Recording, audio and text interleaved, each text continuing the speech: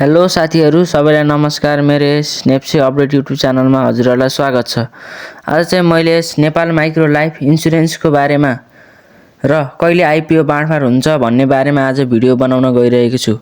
यदि मेरो यस च्यानलमा नयाँ हुनुहुन्छ भने यस च्यानललाई लाइक, शेयर, सब्स्क्राइब र छेउमा रहेको बेल आइकनलाई दबाएर यस च्यानलमा जोडिने हुन सक्नुहुनेछ। र सुरु गरौँ आजको भिडियो।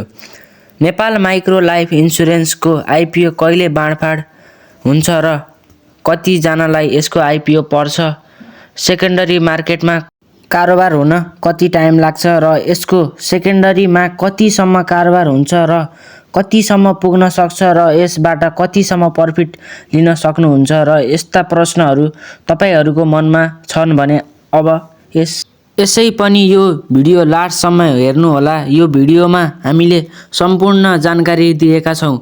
यदि यो च्यानलमा नयाँ हुनुहुन्छ भने आइपिओ रिलेटेड भिडियो हेर्न चाहनुहुन्छ भने यस च्यानललाई सब्स्क्राइब गरी बेल आइकन प्रेस गर्नु होला।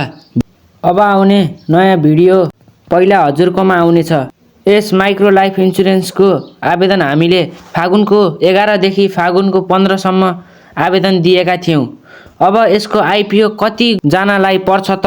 यसले जम्मा 18,45,000 किता शेयर बिक्री खुल्ला जनरल पब्लिकलाई गरेको थियो। यसको आइपिओ रिजल्ट चाहिँ गोलापर्थाबाट गरिने छ।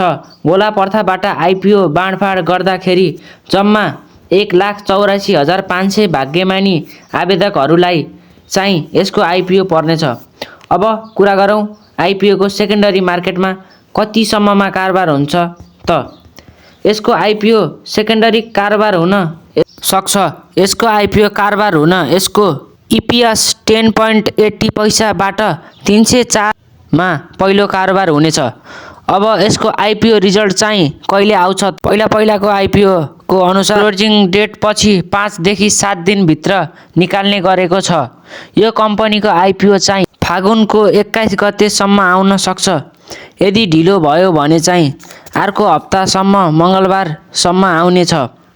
अब तपाईको मनमा हुन सक्छ प्रफिट कति बुक गर्न सकिन्छ भन्ने कुराहरू हजुरहरूलाई।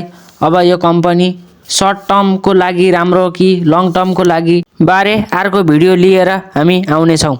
अहिलेसम्म यस च्यानलमा जोडिनु भएको छैन भने यस च्यानललाई सब्स्क्राइब गरेर हामीसँग जोडिन सक्नुहुनेछ र छेउमा रहेको बेल आइकन दबाएर सबैभन्दा पहिला हजुरकोमा भिडियो हेर्न सक्नुहुनेछ।